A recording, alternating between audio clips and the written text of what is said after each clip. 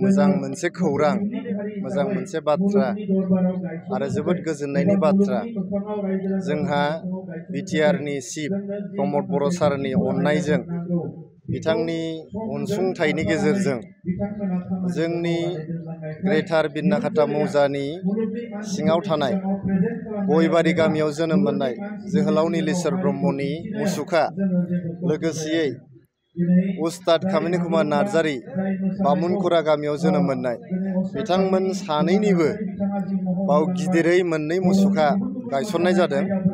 बे मुसुखाखौ गायसननानै बेखौ लुफुंनानै फोजोबनानै दिनैहाय बेखेवनाय जाबाय। जोंनि बिटिआरनि चिफ प्रमद बर' सारनि आखाइजोंनो बेखेवनो मोनदों आरो बे बेखेवनाय दिना दिनै बर' बिजों सानखालिनो जे बेखेवनो मोनदों बियो आरो बांसिन गोजोननायनि बाथ्रा।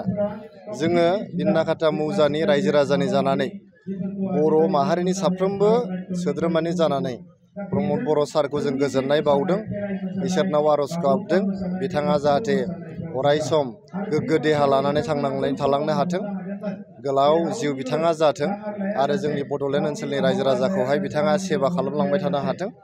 बिथांनि अननाय गेजेरजोंनो गोबां बड'लेण्ड ओनसोलावहाय गुस्लायनाय आरो मोजां मोजां हाबाफारिफोर जागासिनो दङ।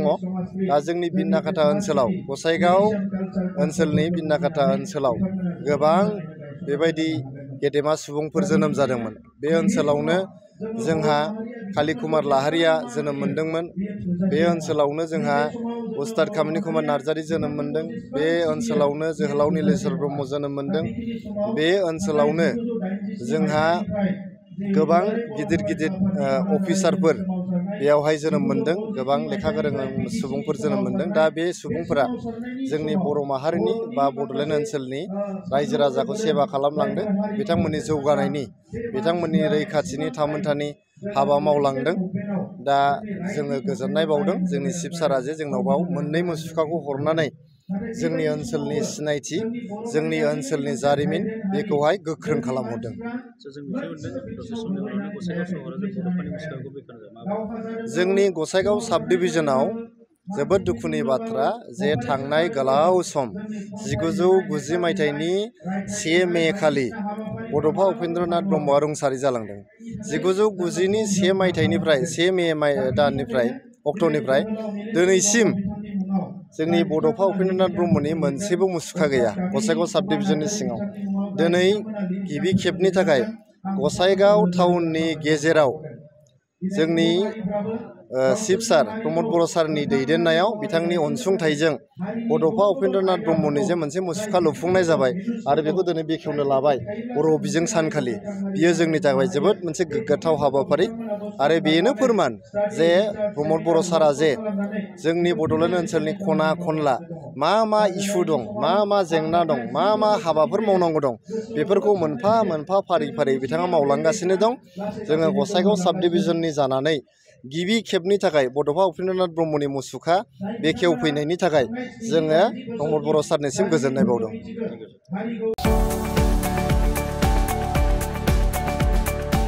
गुनगोनां गोजौ सोलोंथाइ लानो गोसो जानाय फरायसाफोरनि थाखाय मोनसे फोसावथाय।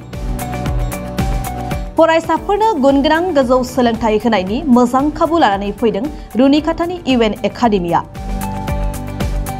रुनिकाटानि इउएन एकाडेमियाव 2025-26 सोलोंथाइ बोसोरनि थाखाय गोदानै मुं थिसननाया सोलिगासिनो। चिरां जिल्लानि रुनिकाटायाव थानाय इउएन एकाडेमिया देग्लायनिफ्राय एचएस फार्स्ट इयारनि सोलोंथाइ होनायखौ जागायबाय। बे एकाडेमियाव आर्ट्स स्ट्रीमाव 11 थाखो एबा एचएस फार्स्ट इयारनि गोदानै मुं थिसननाया दासान्दि सोलिगासिनो दं। रोंगौथि गोनां फोरोंगिरिनि फोरोंथाइ होनाय आरो सोलोंथाइनि गासै गोनां खाबुफोर थानाय बे एकाडेमियाव गुनगोनां सोलोंथाइ होनायजों लोगोसे हौवासा आरो हिन्जावसाफोरनि थानायनि थाखाय आलादा आलादायै साखोन सिखोनै हस्टेलनि खाबु दं। गोसो गोनां फरायसाफोरा रुनिकाटानि इउएन एकाडेमियाव 11 थाखोनि थाखाय मुं थिसनोब्ला दानिफ्रायनो मुं थिसनलाय बिलाइखौ लानानै मुं थिसननो हासिगोन आरो बे एकाडेमियाव मुं थिसननायनि बागै आबुं बाथ्राखौ मिन्थिनोब्ला 9706177397 नङाब्ला 9101444619 मबाइल नम्बराव थोंजों फोनांजाब खालामनो हागोन।